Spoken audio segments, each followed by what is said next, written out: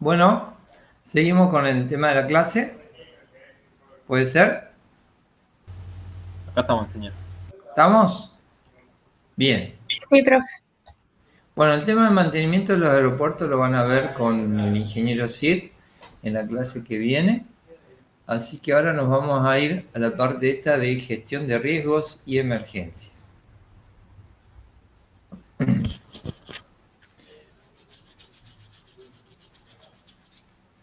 Donde hablamos de lo que es el plan de emergencia.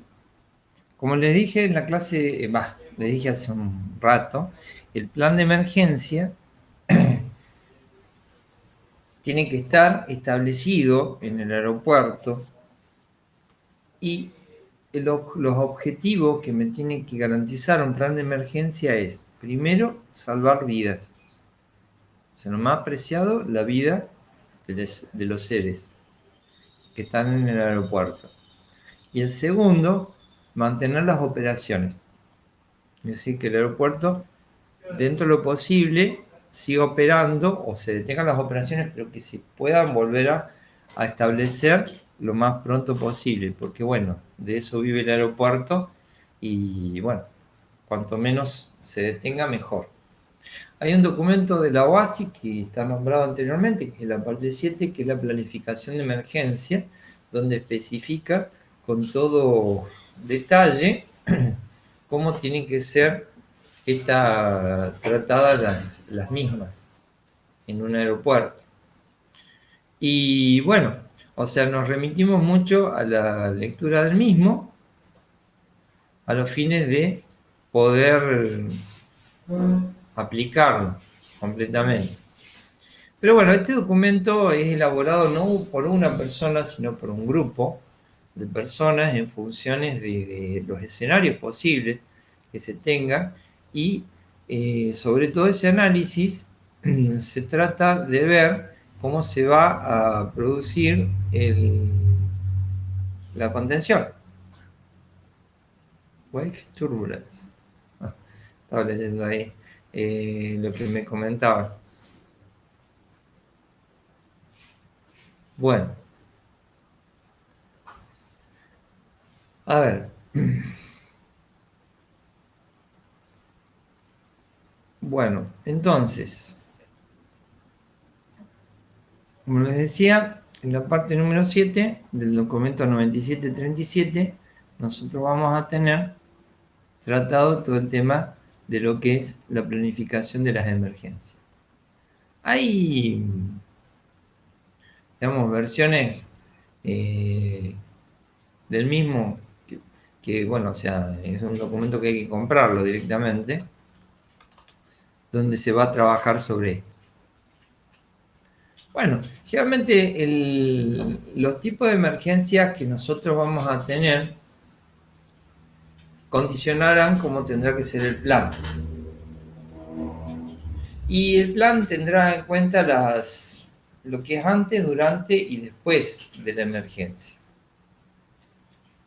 En este manual tiene que haber mucha información contenida, entre la cual está las responsabilidades, quiénes son los responsables, cómo ubicarlos, teléfono, correo electrónico, lo que ustedes quieran, para comunicarse con esta forma, y las medidas y funciones que se tienen que desempeñar cada uno, para ver cómo enfrentarse a lo que está afectando el aeropuerto.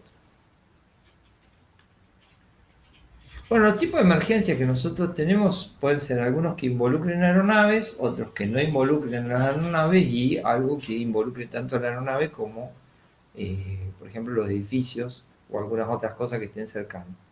Dentro de las emergencias que involucran las aeronaves tenemos un accidente de una aeronave en un aeropuerto, que es lo más común, o un accidente de una aeronave que esté fuera del aeropuerto, ya sea en tierra o en agua.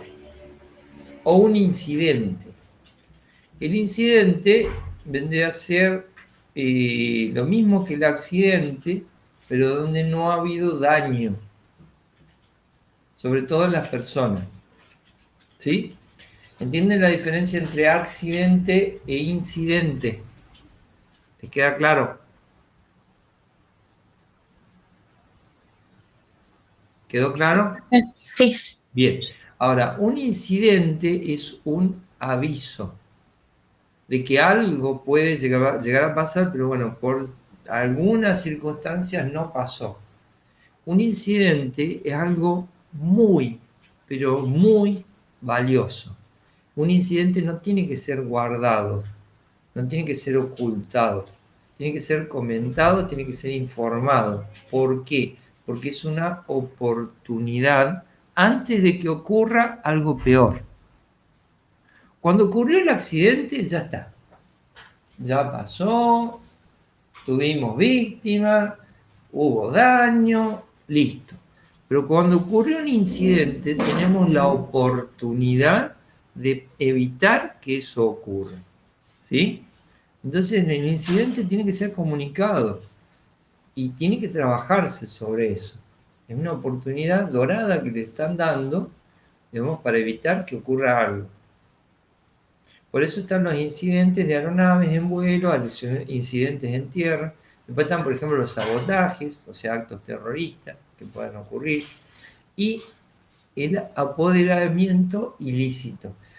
Que hace rato que no escucho sobre el tema ese del apoderamiento ilícito, pero en la parte del apunte, al principio ustedes fíjense, por ejemplo, no sé si fue en los años 20 o 30, más o menos, que en Perú hubo el primer apoderamiento ilícito registrado en la historia de una aeronave y, y bueno, ese mismo piloto años después volvió a sufrir otro apoderamiento ilícito.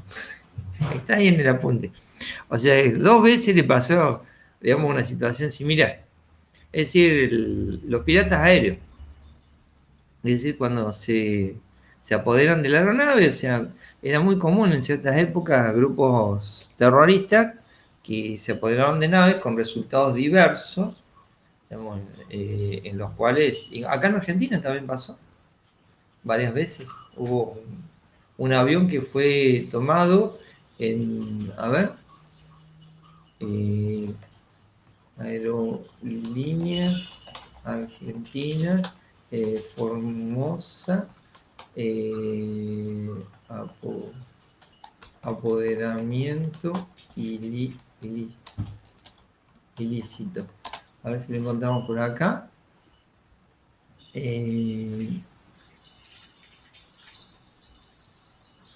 me acuerdo que fue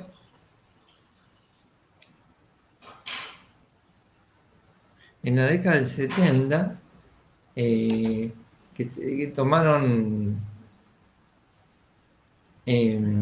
secuestro aéreo. Tomaron una aerolínea. Acá está. Este que está acá. Un 737 fue secuestrado por guerrilleros y lo dejaron en Santa Fe, en un campo. En Santa Fe lo aterrizaron. Así fue. En el 5 de octubre de 1975. Lo dejaron cerca de Rafaela. Y lo habían tomado en Formosa. O sea, hubo varias de estas cosas que ocurrían en esa época. Entonces el tema del sabotaje, el apoderamiento ilícito, digamos, puede llegar a ocurrir en una aeronave, hay que cuidarlo. Bueno, no solo ocurrió en el caso de las Torres Gemelas, sino que ha ocurrido en varios lugares del mundo que se han tomado las aeronaves con rehenes y, bueno, resultados del tipo diverso.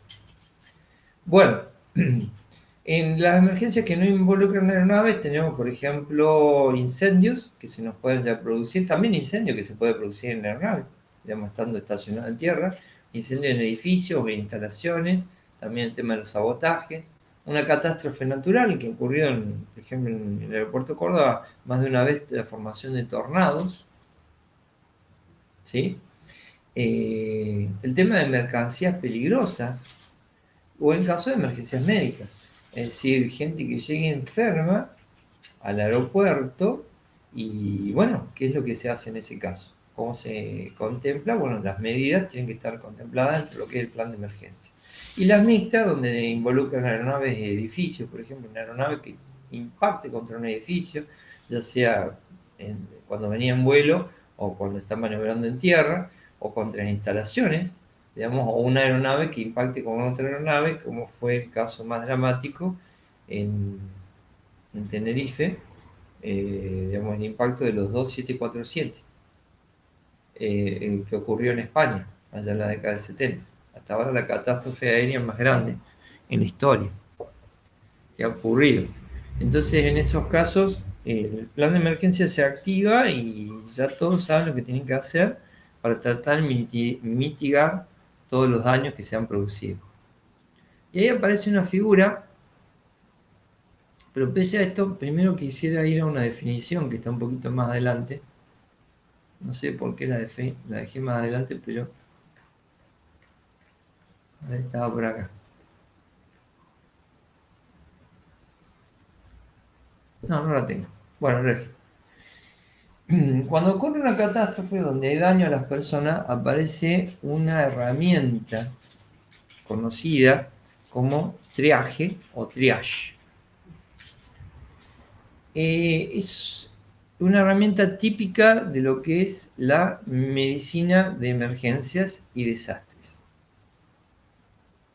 Es lo que me permite a mí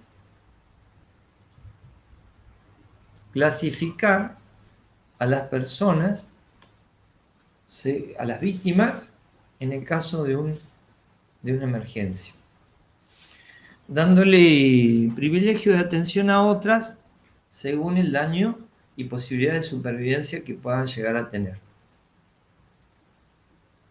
De esa manera, personas que están con una posibilidad muy al límite de sobrevivir son atendidas inmediatamente, son derivadas para ser atendidas muy inmediatamente respecto de otras que no tienen tantos problemas. Imagínense, por ejemplo, la catástrofe que sucedió en el día de hoy, en México. No sé si fue hoy o fue anoche, realmente, pero bueno, cuando ese tren, digamos que se desploma, el puente por donde estaba pasando, caen los vagones e impactan inclusive con un vehículo que estaba pasando en ese momento por debajo. Hay, hasta ahora creo que eran 23 fallecidos, no sé cuántos heridos, ¿sí? Y gente que quedó atrapada. Entonces ahí un triage se aplica perfectamente y la gente, estoy seguro que lo están aplicando y la gente que está trabajando en la emergencia está entrenada para este tipo de herramientas. Entonces las personas que, digamos, están más comprometidas son clasificadas y se las lleva y se las deriva directamente a los lugares de atención primaria. Bueno, la Real Academia no define el término triaje como acción y efecto de triar. Y a su vez triar es un término definido, entre otras cosas, como escoger, separar, entresacar.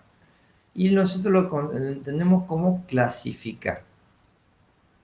Bueno, entonces, ¿cómo hacemos esto? Básicamente, en una situación normal, se le da el privilegio al paciente más grave. Y en situaciones de demanda masiva, se le da privilegio a posibilidades de supervivencia, según la gravedad y disponibilidad de recursos. Esto lo desarrolló por primera vez un médico militar que estaba en el ejército de Napoleón, Dominique Jean Larrey, un médico cirujano militar. Él observaba que moría más gente en un enfrentamiento militar por las heridas que por la batalla misma. O sea, lo que quedaba después de la batalla mataba más gente todavía. Entonces, le dio una forma de poder atender a toda esta gente, pero también ir clasificando a quién atendemos primero y a quién podemos dejarlo un tiempo hasta poder atenderlo. ¿Sí? Acá hay toda una explicación sobre esto y bueno, dice que este médico atendía tanto a los propios como a los enemigos, o sea que era bastante reconocido. En el triage, digamos, como puede haber gente de diversas nacionalidades que no hablen el idioma local, se trata de trabajar con códigos de colores. De esa manera, la gente entrenada, viendo los códigos de colores, identifica qué es lo que tiene que hacer. Hay varios colores, entre los cuales, o sea, no hay una norma específica sobre esto, sino que son recomendaciones. Entonces, por ejemplo, el negro es para la persona que ha fallecido. El rojo es una persona que necesita una atención inmediata. El amarillo no es tan inmediata la atención, puede ser vigilado y mantenido.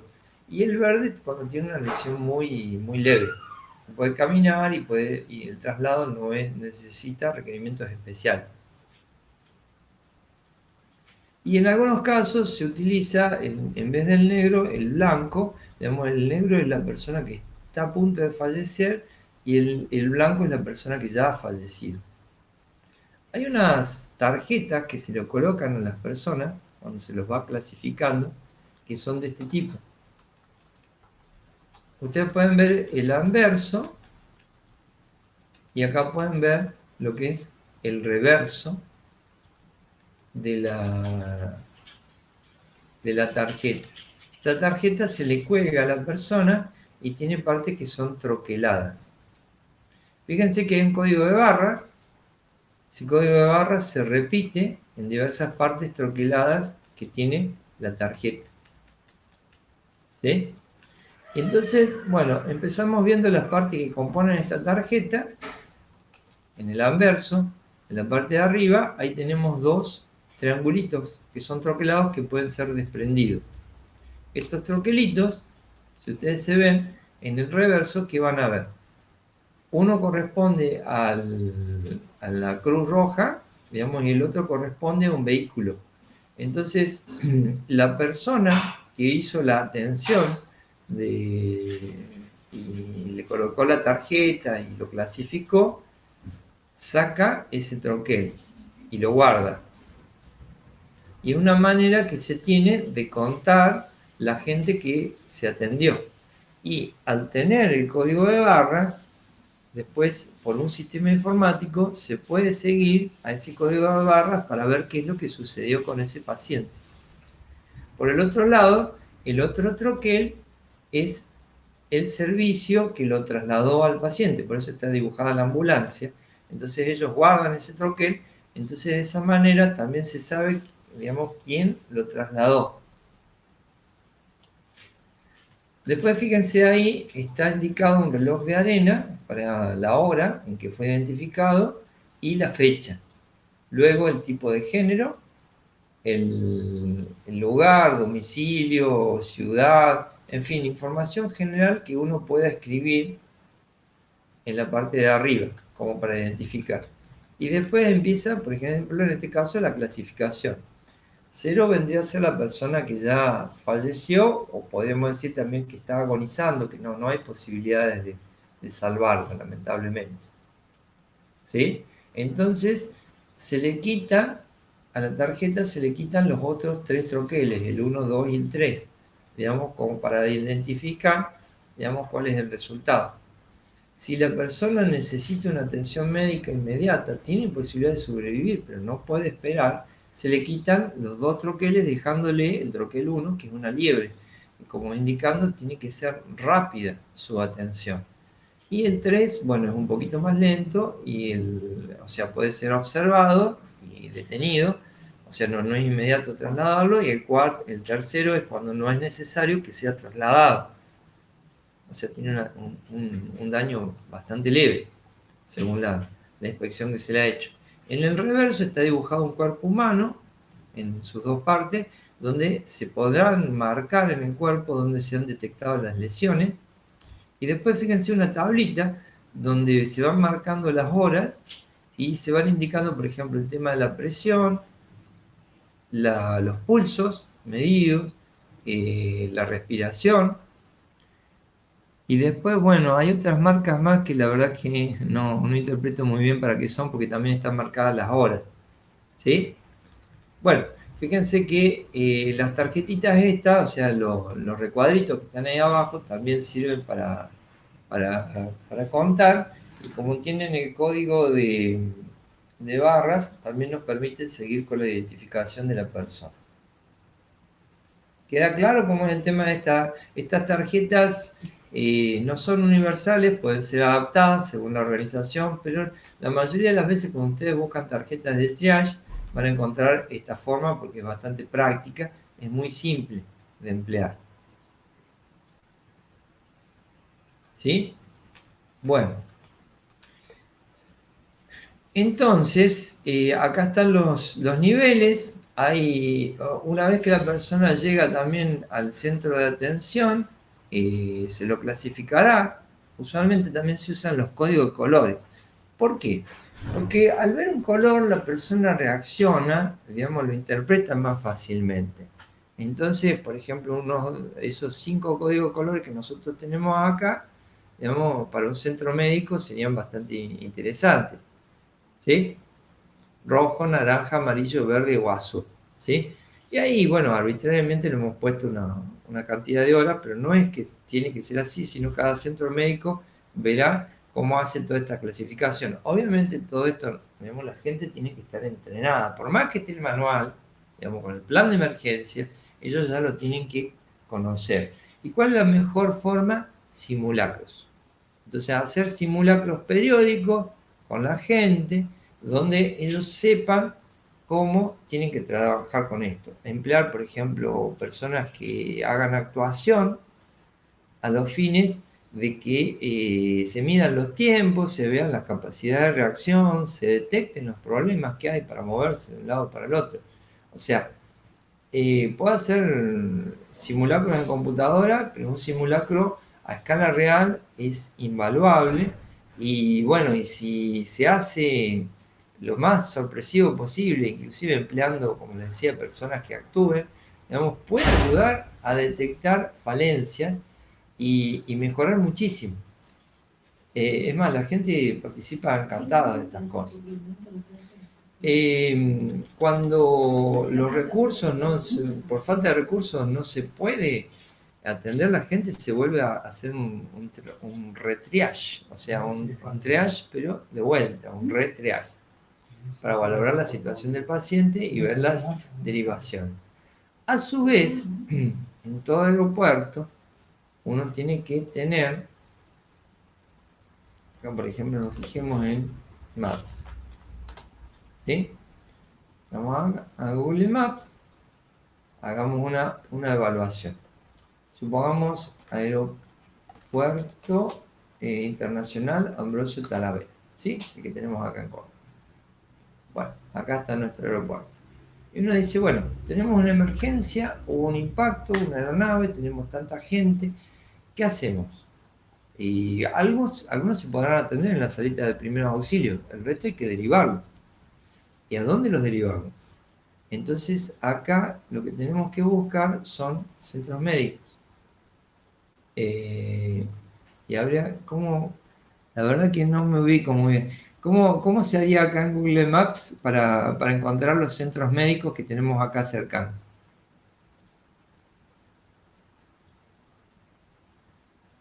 ¿Hola? Sí, se escucha. ¿Cómo?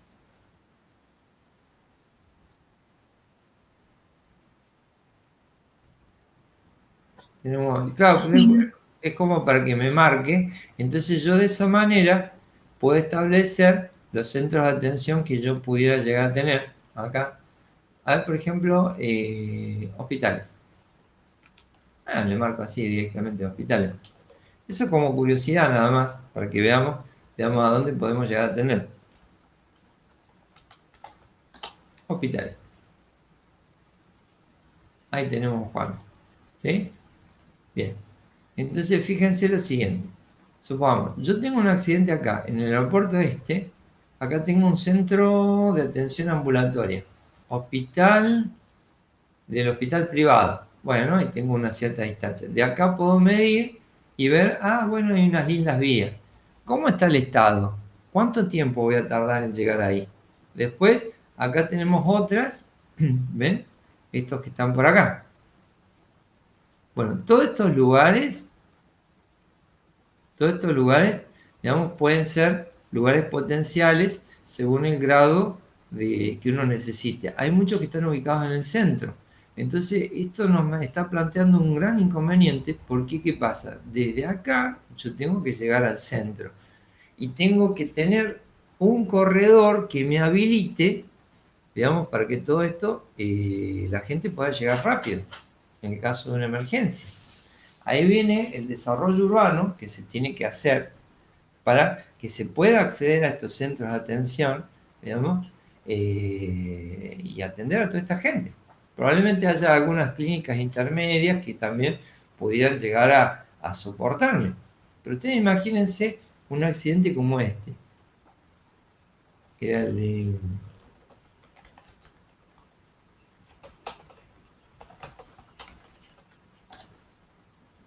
¿Sí? El accidente aéreo de Tenerife, que está acá, el de los rodeos, ¿sí? 27 y 407 cargados al mango, digamos, impactan los dos. La peor tragedia, ¿sí? Bueno, ¿cuánta gente resultó dañada en este caso? Y eso es una islita, donde estaba. Bueno, sí, acepto todo. Bueno, 583 muertos y 61 heridos, ¿sí? O sea, es grande, ¿me entienden? Es una catástrofe grande, grande, grande, grande. Y ustedes tendrán que ver, digamos, en el lugar en donde esté, cómo tendría que ser el plan de emergencia, digamos, para poder atender a esta gente, derivarla lo más rápido posible a esos lugares. Y si ustedes tienen un tránsito que es complejo, es difícil poder acceder, por más que la ambulancia esté con todas las balizas y todo lo demás, esos minutos le pueden llegar a costar la vida a la gente. ¿Me explico? No es para que tenga que hacer un hospital al lado del aeropuerto, pero sí por lo menos prever vías de acceso rápido que me permitan acceder a toda esta gente, estudiar las rutas, y eso tiene que estar todo contemplado en el plan de emergencia. Bien. Y obviamente hay que validarlo, el plan de emergencia, y para eso, digamos, los simulacros son muy importantes. ¿Y cuántas veces hay que hacer un simulacro? ¿Qué frecuencia usarían ustedes?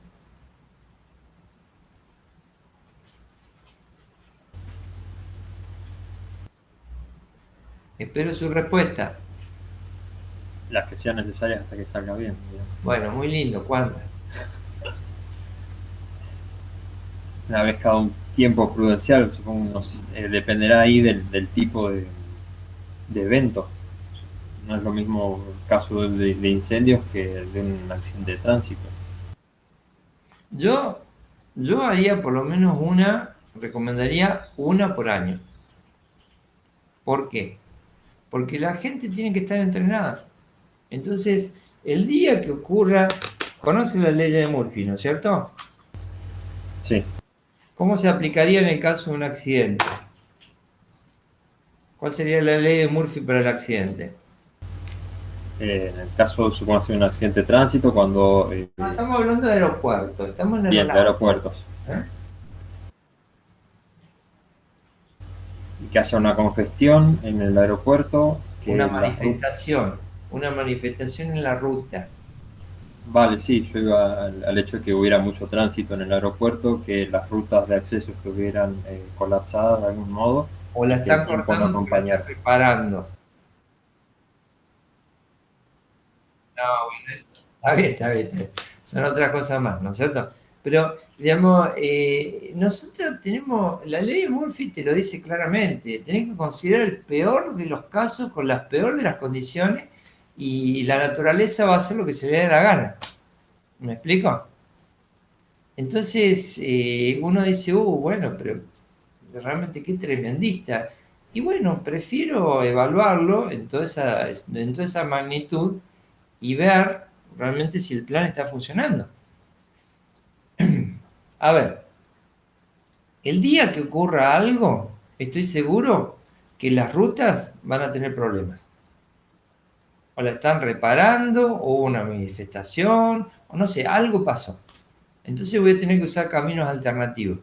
Todas esas cosas tienen que estar previstas. Es un trabajo grande, un trabajo titánico, ¿no es cierto? Pero en el caso de la emergencia, ustedes van a ver, digamos que ese trabajo es premiado. O sea, ¿y cuál es el premio mayor? Que nunca se emplee, que nunca lo tengan que emplear, ¿sí?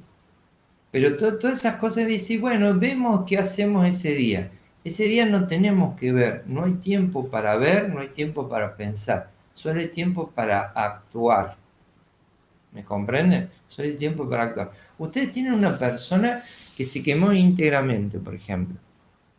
La tienen que trasladar ya, directamente. Y por más que haya un corte, por más que haya una manifestación, lo que sea, ustedes tienen que pasar. Porque se está muriendo esa persona. Está agonizando en las peores condiciones. ¿Sí? Bueno, todas esas cosas hay que estudiarlas. O verlas como tenerlas en cuenta para estos casos. Porque, ¿qué ocurre? Si va a haber un accidente en un aeropuerto, seguro que va a ser espectacular.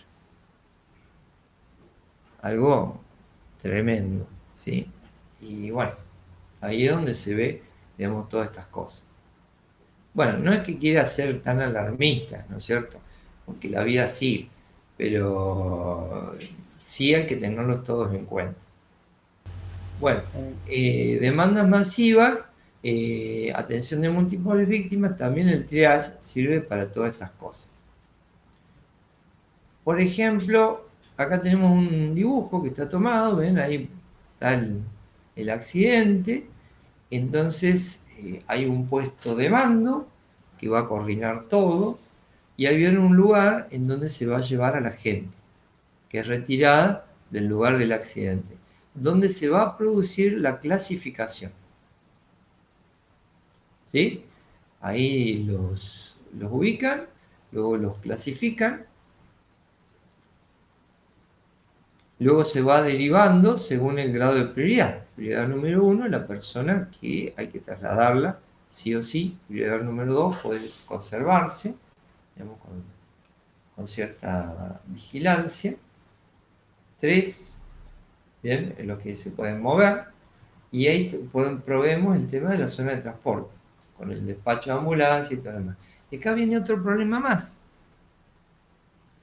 porque estas zonas en donde nosotros vamos a operar con todo esto, si vamos a necesitar traslado, necesitamos que los vehículos, en este caso las ambulancias, tengan prioridad absoluta de entrar y tengan un lugar a donde estacionar. ¿Me entienden? ¿Y cuál es uno de los mayores problemas que tenemos hoy en día? Que no hay lugar. Entonces, digamos, estos lugares tienen que ser reservados y se tiene que respetar a rajatabla eso, ese lugar. Porque si llega a pasar algo en algún momento, o sea, la ambulancia no tiene por qué andar buscando a dónde estacionar. Va y se estaciona. Lo mismo que el camión de bomberos, la autobomba.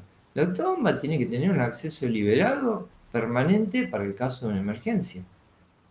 Y bueno, justo una persona estacionó porque era por un minuto que tenía que hacer no sé qué cosa o algo y me trabó toda la salida o entrada de un vehículo.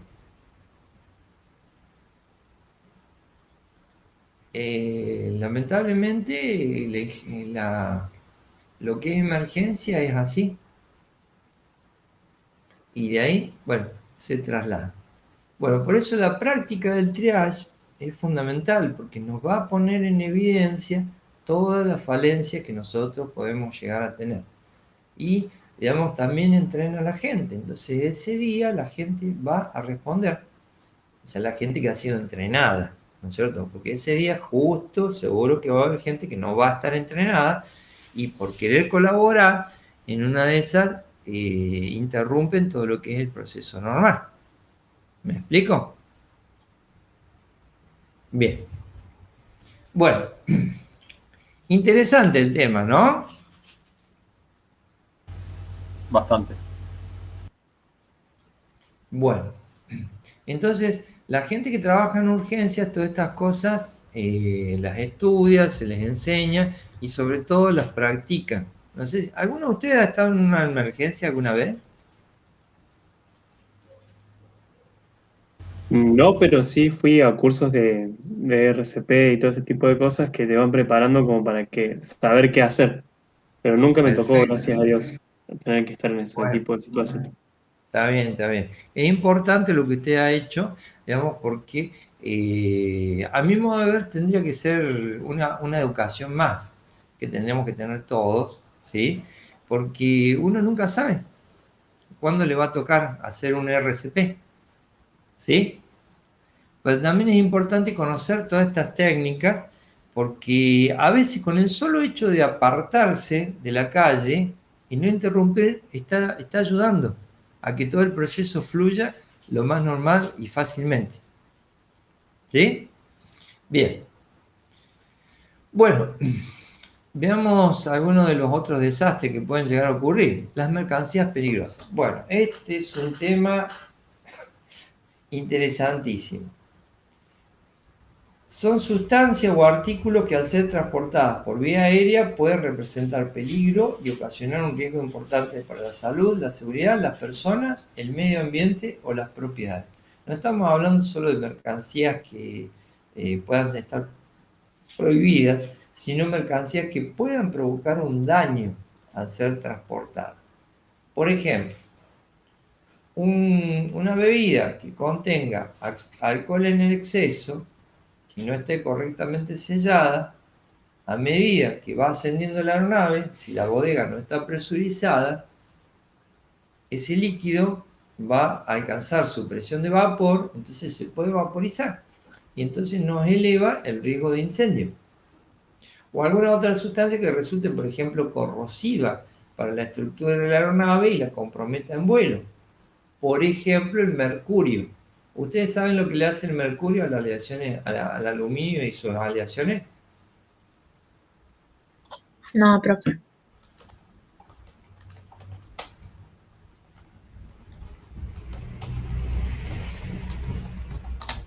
A ver si vemos algo. Este es el efecto del mercurio en el aluminio. Esto es un poco de todo.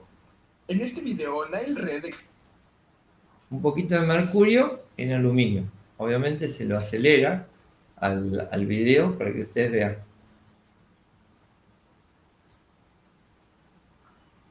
Provoca una cosa que se llama amalgama. Esto está acelerado el video, ¿no?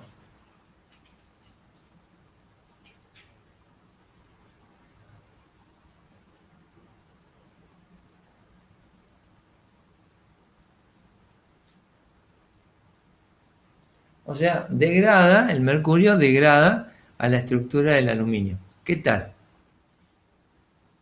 ¿Eh? Bueno, no, la foca no. Pero interesante. Entonces, trasladar ciertas sustancias en la aeronave se consideran mercancías peligrosas.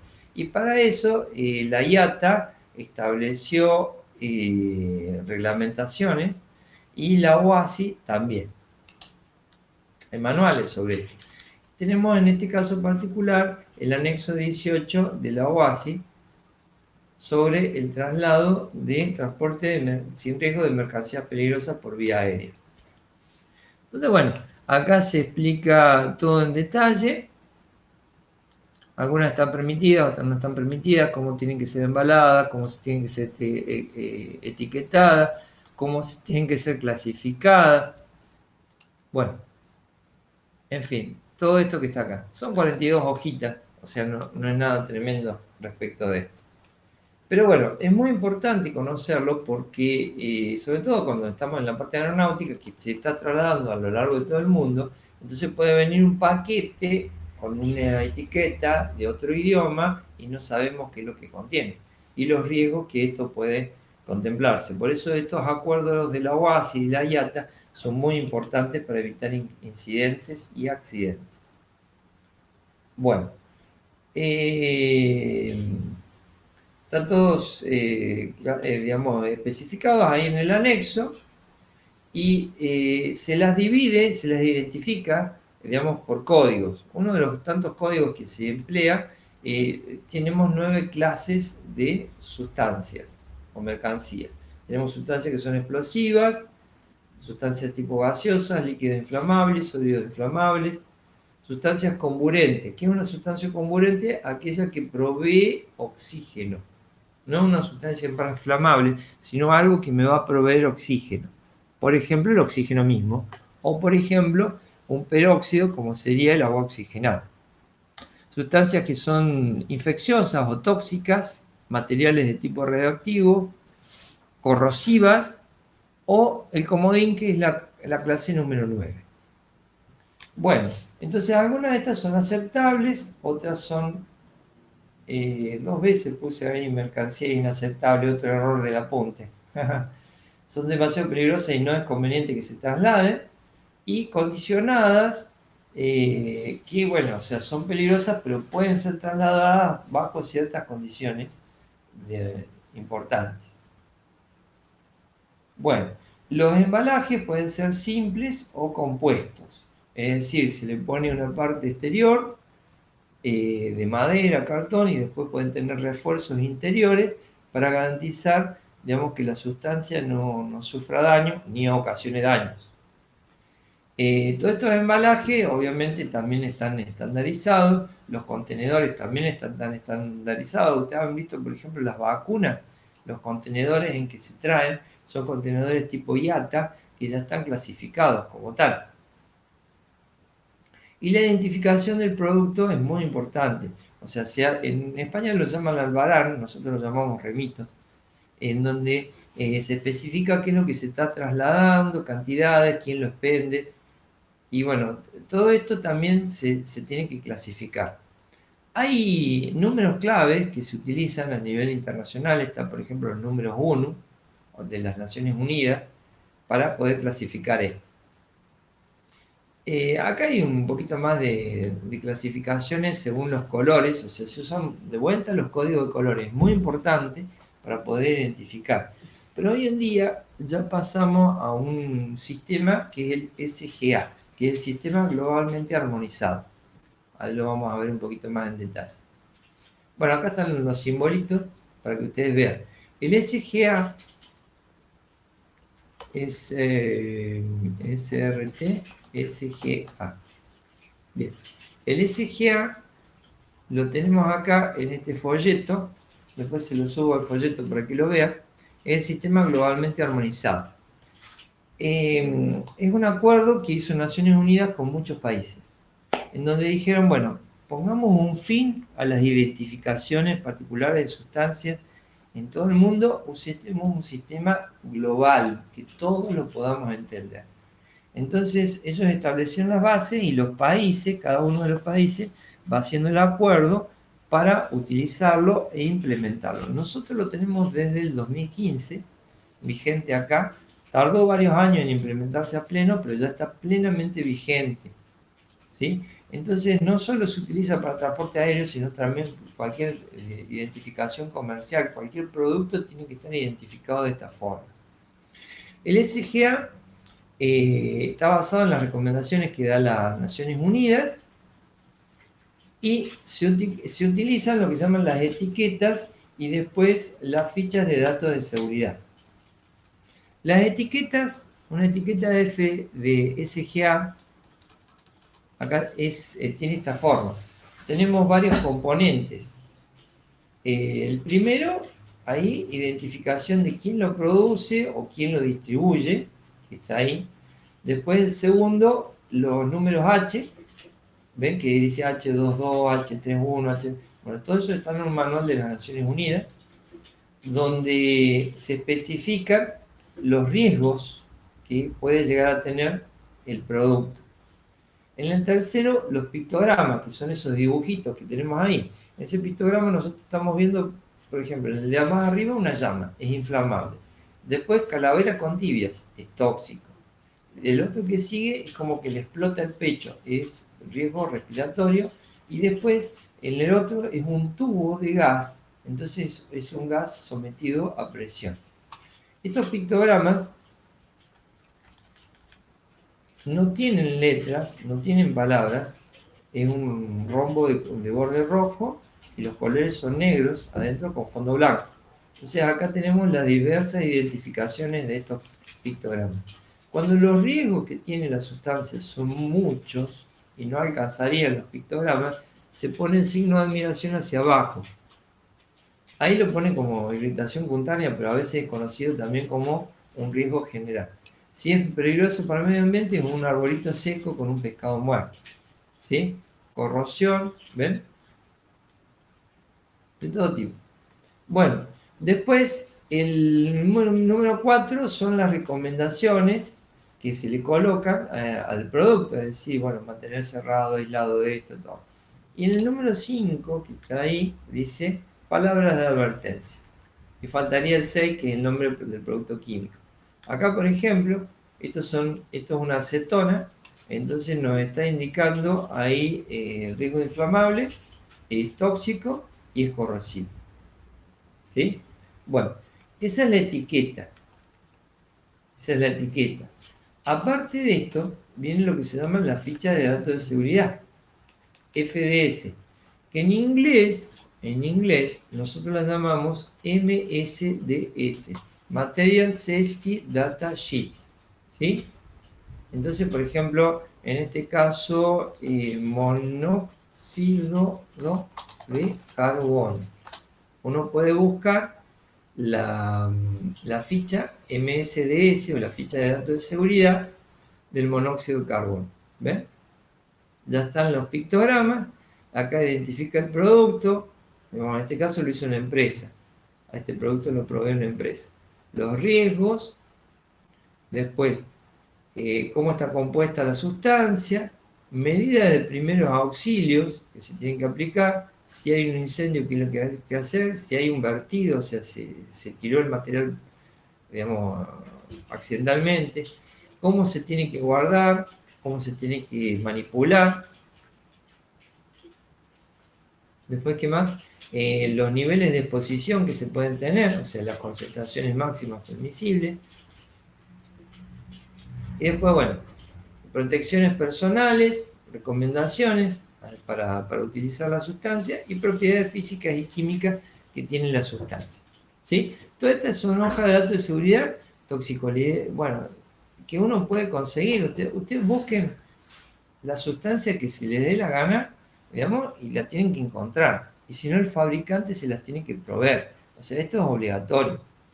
Y de esa manera, a través del SGA, uno puede conseguir toda esta información. Naciones Unidas, SGA. El manual estoy buscando.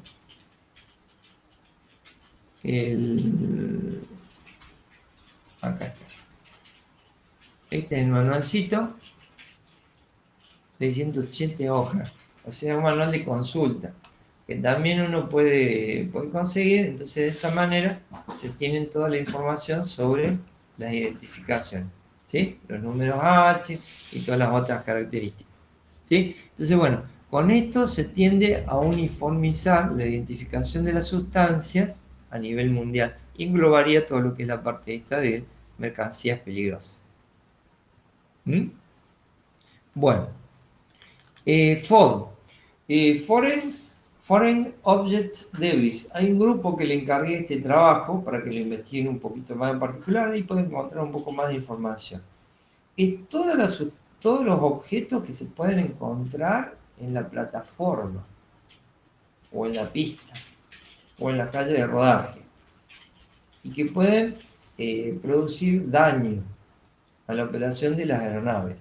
Hay de todo tipo, desde un clip, una lapicera, moneda, alhaja no, billutería, en fin, es muy común, partes que se desprenden, partes del pavimento, rocas, vegetación, basura, herramientas, de todo hay, ¿sí? Inclusive hay una página web ahí con información específica sobre el tema de la FOD. Así que espero que hagan un lindo trabajo. Esto es uno de los riesgos principales, el mantenimiento de la limpieza dentro de las partes donde operan las aeronaves es fundamental. Bueno, y terminamos, para el día de hoy vamos a ver la parte de salvamento y extinción de incendios. Bueno, el incendio es una de las tragedias más grandes, por los daños no solo en las personas, sino también en las partes materiales. O sea, arruina la vida por matar a las personas, herirlas, mutilarlas y también por dejarlas sin bienes. ¿Sí? O sea, los daños en general son terribles. Y es una realidad que tenemos prácticamente a diario, el tema del riesgo de incendio. Entonces, en un aeropuerto no puede estar exento de todo esto. Y dada las operaciones que se llevan a cabo, es necesario contar con un equipo dedicado al tema de la extinción de incendios. Bueno, obviamente los bomberos, que están plenamente dedicados de guardia rotativa en el caso de cualquier emergencia que ocurra. La UASI nos pide que hagamos, por ejemplo, dentro de lo que es el tema de emergencias, relacionado con la parte de emergencias y también relacionado con la parte de rescate en caso de fuego o de incendio, tengamos preparado todo un plan específico para esto, dentro de lo que es el plan de emergencia en general.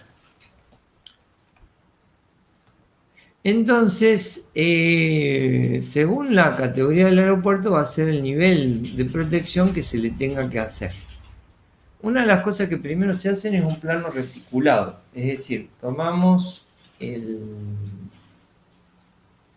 ¿dónde está? Acá, el plano del aeropuerto, y se le hace todo un reticulado al mismo.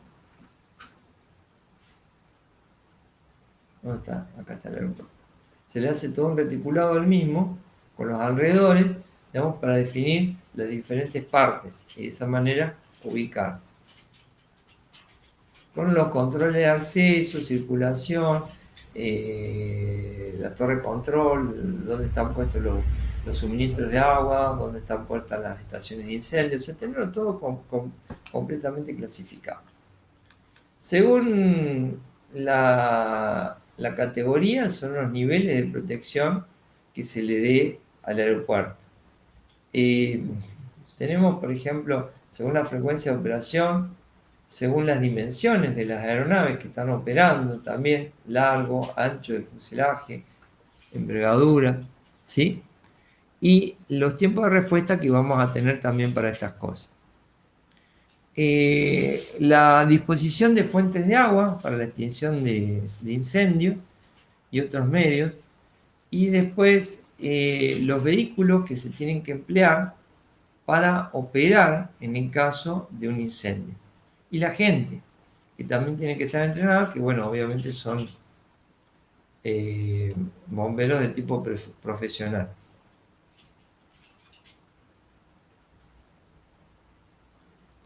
Ven, por ejemplo, las categorías, en este caso de protección, están dadas por estas dimensiones que tiene el aeropuerto. Esos van a ser los niveles de protección que le vamos a tener que dar. Si tenemos más de 700 movimientos durante tantos meses, se toman las categorías. Y bueno, están clasificados como tenemos que ver en qué categoría va a caer. Los equipos de salvamento y extinción generalmente utilizan vehículos adecuados para esto. Son vehículos grandes. Uno los ve y realmente impresiona el tamaño que tienen estos. No son las autobombas comunes. Fíjense, son vehículos que tienen su grado de blindaje, resistencia al fuego, porque se tienen que acercar. Ustedes, no sé si pueden apreciar, acá, a ver si lo ampliamos un poquito la imagen, en la parte de arriba de la cabina se lleva, hay una boca de proyección de espuma.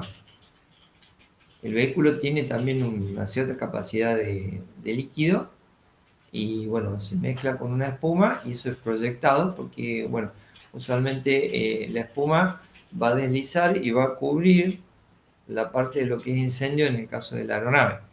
Y al ser blindado el vehículo se puede aproximar cerca de las llamas sin riesgo para los ocupantes. Aparte de eso, los ocupantes, o sea, ser bomberos profesionales, también tienen que contar con equipamiento, es decir, ropas adecuadas para resistir la exposición a las zonas de incendio, equipos autónomos de respiración, es decir, valga la redundancia, tubos de aire comprimidos para poder operar y bueno, y las herramientas necesarias para poder acceder a la zona de incendio, ya sea por ejemplo una motosierra, picos para poder romper, hachas también para poder acceder a la zona donde se está produciendo el problema. Bueno, es fundamental el entrenamiento periódico que se tiene que tener con estos equipos y su mantenimiento, o sea, no tenerlos ahí estacionados porque se van arruinando con el tiempo y cada tanto hay que cambiarlos. Bueno, en el aeropuerto de Córdoba ya los han cambiado hace unos años atrás, los que dieron de baja los derivaron a otro aeropuerto con no tanta frecuencia, digamos, porque seguían sirviendo. Y fíjense también las ruedas y la tracción que tienen, o sea, las ruedas son todas orientables y ese vehículo si tiene que pasar arriba de otro, lo pasa. O sea, es como un tanque prácticamente, porque bueno, tiene que operar en el caso de una emergencia.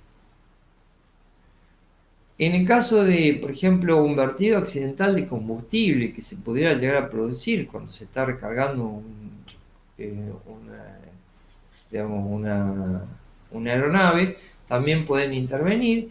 En ese caso particular hacen toda la contención mediante materiales absorbentes, básicamente tierra de diatomea, lo que se tira, digamos, para evitar que los fluidos se vayan mezclando y se contaminen entre sí. Bueno, veamos un poquito cómo sería el caso de un incendio que nosotros podríamos llegar a tener en una aeronave y cómo actúan los bomberos. Obviamente también que si la catástrofe tiene su magnitud, por ahí, digamos, el cuerpo de bomberos que tenemos en el aeropuerto no da abasto y se requieren otros cuerpos de bomberos, entonces, de vuelta, buscar acá en el plan cuáles son los más cercanos que tenemos y los tiempos que tardan en llegar hasta donde nosotros estamos.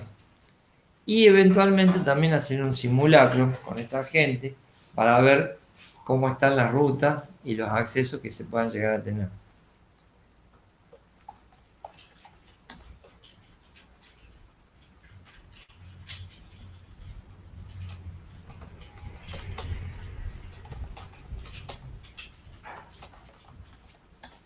Acá hay un caso emblemático que siempre lo vemos, que es este. Esto ocurrió en un aeropuerto en Japón hace algunos años atrás. Vamos a verlo en detalle. O sea, se prende fuego una aeronave en tierra. Fíjense, es típico. O sea, se empieza a degradar la estructura y empieza a caer el combustible. Ahí tenemos la evacuación de la gente. Las bocas de evacuación, digamos, en este caso son los toboganes, lo más rápido que hay para que la gente salga. Y la gente, bueno, se ve que está bastante bien entrenada porque no se quedan a ver qué es lo que pasa, sino que ahí nomás salen corriendo y ya saben para dónde tienen que ir. Fíjense cómo el combustible se va derramando, por eso tenemos esas llamas que están puestas por los costados. La humareda es cada vez más densa.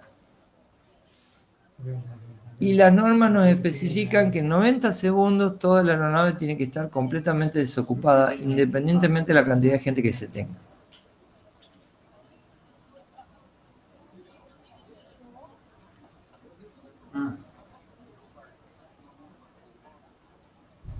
Y en algún momento tienen que llegar los bomberos. Por lo pronto la gente sale tranquila, sin pánico.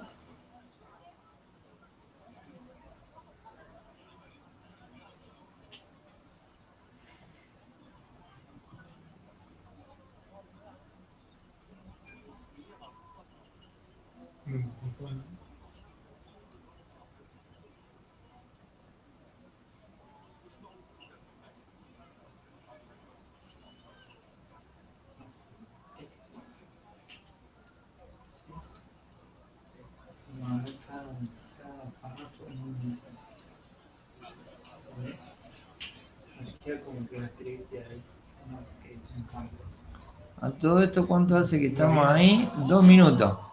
Bueno, ahí se ve que algún tanque de combustible ha colapsado, se derrama y por eso se ve ahí todas las llamas en el suelo. Se incrementa el humo producido.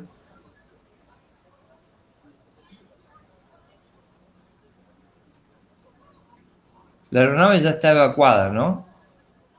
Hace 2 minutos que tenemos el incendio y los bomberos todavía no aparecieron.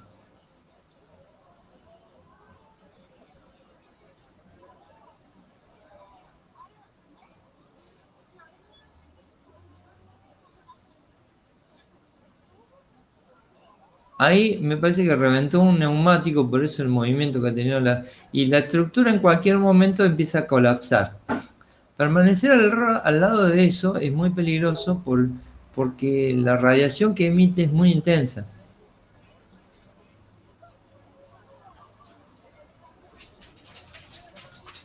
Por eso sacamos todos los vehículos que están cerca. No sé por qué esos camioncitos que están allá no los han sacado todavía.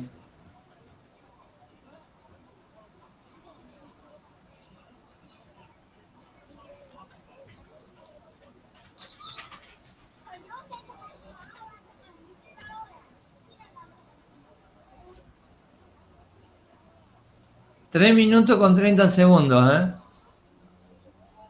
No veo bomberos todavía.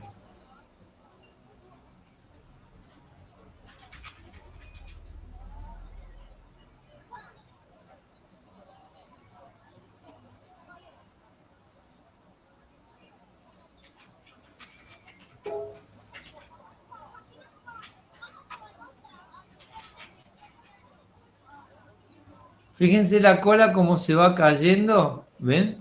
Está a punto de tocar el suelo, está colapsando la estructura.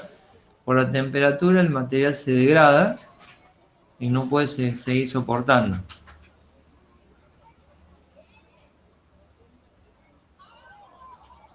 ¿Ven? Bueno, ese es otro de los riesgos. O sea, el colapso de la estructura debido a la intensidad de la temperatura. Ahí vino el bombero.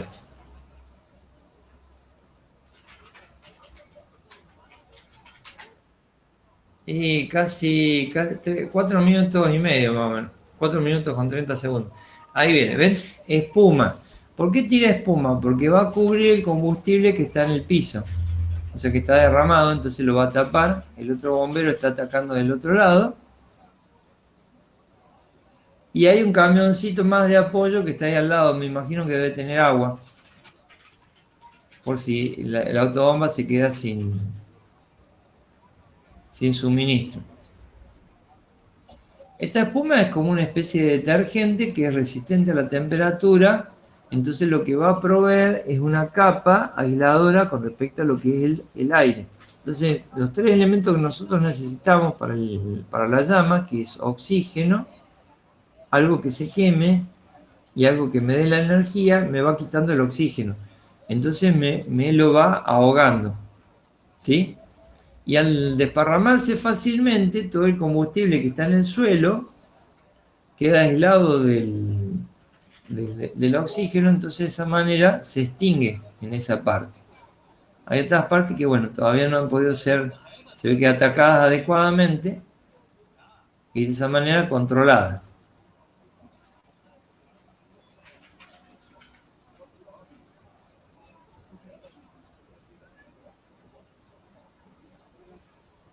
Una autobomba bastante importante, ¿no? El caudal que tiene que tirar es bastante grande.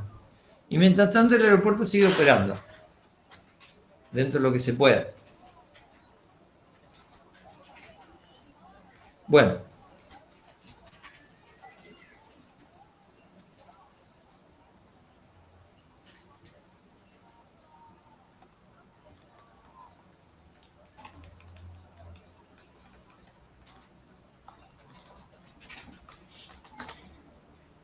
la gente, los bomberos, tienen que practicar bastante seguido con respecto a estas cosas. Entonces, ellos tienen simuladores de incendio, como esto que vamos a ver acá. Eso es un simulador de incendio, son aeronaves o estructuras parecidas a lo que son las aeronaves, en donde se puede simular inclusive la evacuación y se les producen y cada tanto van haciendo prácticas. Están hechos de acero para poder resistir mejor la temperatura y se les produce un incendio.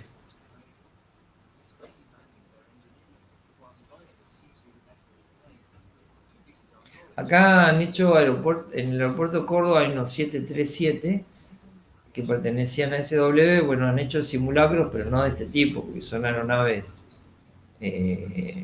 reales, entonces bueno, no les han encendido fuego, pero sí se hacen prácticas.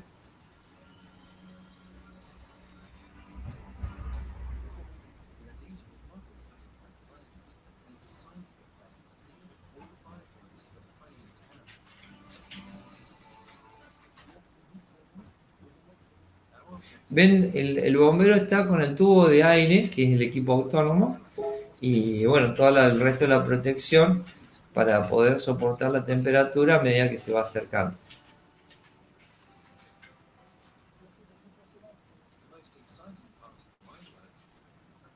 Bueno.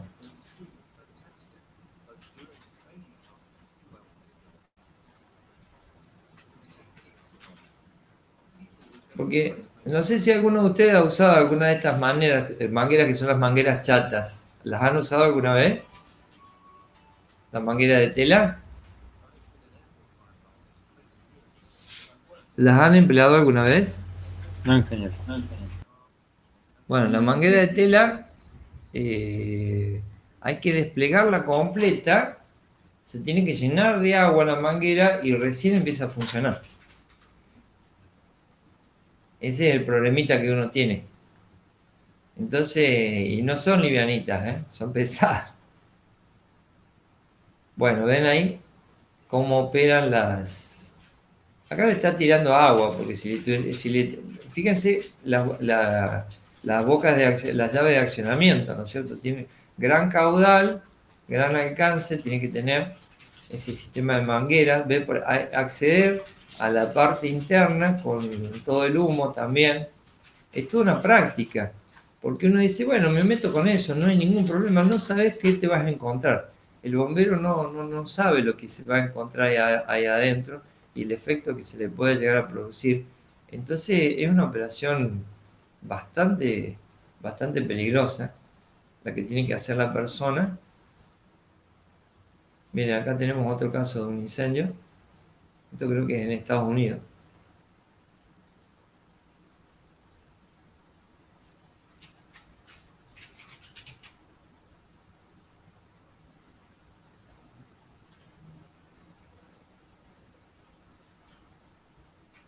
Llegado el caso, ese camión se puede meter directamente por el campo, accede, es un 6x6, pero espectacular.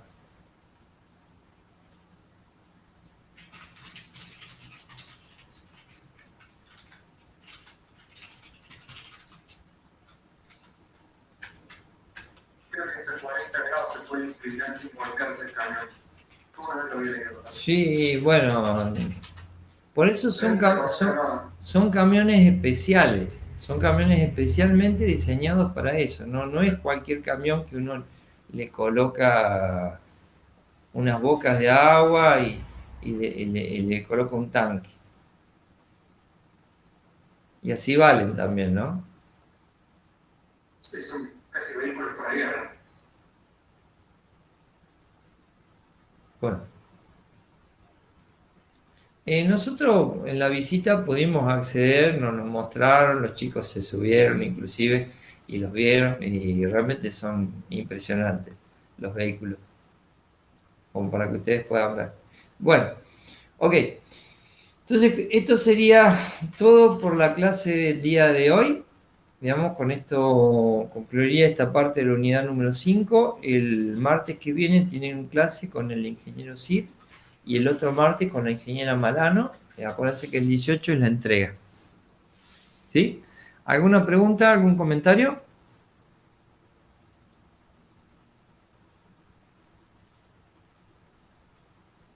Creo que por ahora nada, profe. No, de mi parte, por lo menos. Bueno, interrumpo la grabación. No, profe, por el momento. Bueno, si llegan a tener dudas o se les presenta alguna dificultad en la elaboración del trabajo, que les quedan 2 semanas, hay 2 semanas para el límite de entrega, ¿sí?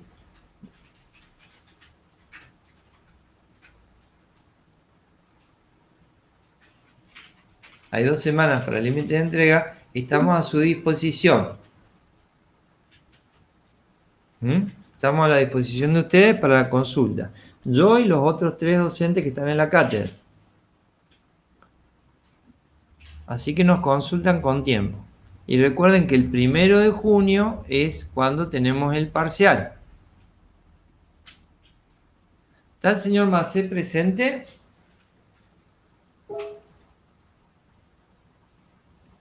No, no está. Bueno, Regio. Entonces, bueno, terminamos por el día de hoy. Así que me despido de ustedes. Muchas gracias por haber asistido. Y Gracias, abríguense porque se vino el fresco, ¿eh?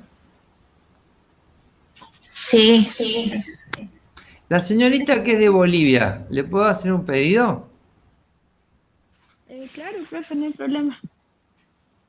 ¿Está la señorita? Sí, profe, ¿se me escucha? Sí. Bueno, le cuento, por curiosidad. Hace muchos años atrás, en una revista que se llamaba Las Selecciones del Reader Digest, no sé si alguna vez la leyeron, comentaba No, profe.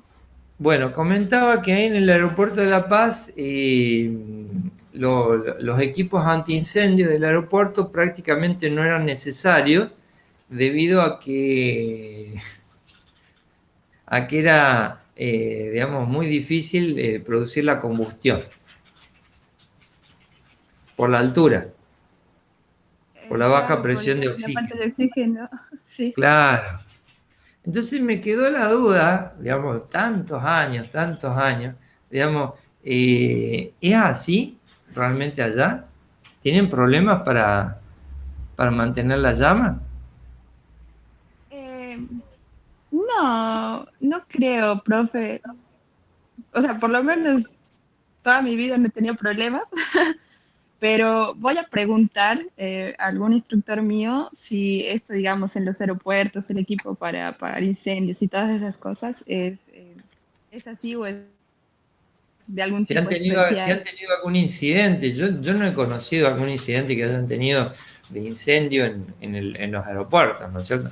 Pero lo habían puesto, o sea, hace muchos años atrás, lo leí, ¿no? Y entonces me quedó, me acordé el otro día y le voy a preguntar a la señorita. A ver si conoce. Ya le voy a averiguar, profe, con un instructor que yo tenía y le aviso. Pero ustedes utilizan, disculpen mi ignorancia, ¿utilizan redes de gas natural para calefaccionarse o para cocinar? Sí, usamos gas natural. Bien. Regio, entonces. Bueno, lo habían puesto en una de esas cosas que se ponen por poner nada más, como para ocupar. Pero bueno. Porque Sí, bueno, pero es entendible, profe, porque claro, es muy diferente a estar tan altura. Por ejemplo, hasta el cocinar es completamente diferente porque es más difícil. Generalmente allá usamos ollas a presión, que aquí casi no las usan. yo la uso, adoro la olla a presión para cocinar. Es maravillosa realmente. Sí, la verdad. Sí.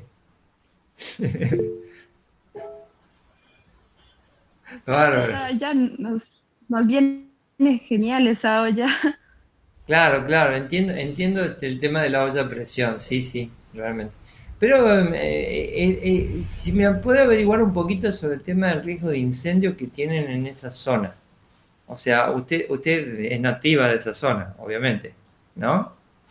Sí, sí, sí, pero Y, soy de por La Paz. ejemplo, los incendios Y como urbanos, le digo, yo... ¿hay incendios No, urbanos? ¿Hay incendios urbanos que se hayan no, producido? no, es muy raro. Es muy raro que haya incendios allá eh, en la ciudad o algo, no. Ah, bueno, interesante, ¿eh? Porque en otros lugares todos los días hay incendios. Acá Claro, yo en supe las estar en partes una más bajas. capacitación, estuve en una capacitación de bomberos hace varios años atrás y el bombero empezó diciendo, todos los días tenemos una alarma de incendio en Córdoba. Claro, me Increíble, imagino. ¿no? Sí, no, allá es como, no hay tanto problema de incendios. Sí, la verdad que es raro escuchar. Bueno, muchas gracias, ¿eh? Espero algún día No, poder de nada. visitar la zona, Sería bienvenido, profe. pero no voy a comer picante, ¿eh? Nada de picante, porque Ah, me dicen no, que son profe. terribles. No, la yajuita. La yajuita es importante. Bueno, muchas gracias, ¿eh? Nos vemos. Chao, No, chao. de nada, hasta luego, profe. Hasta luego. Profe, gracias. Hasta Hasta luego, luego, hasta luego. profe.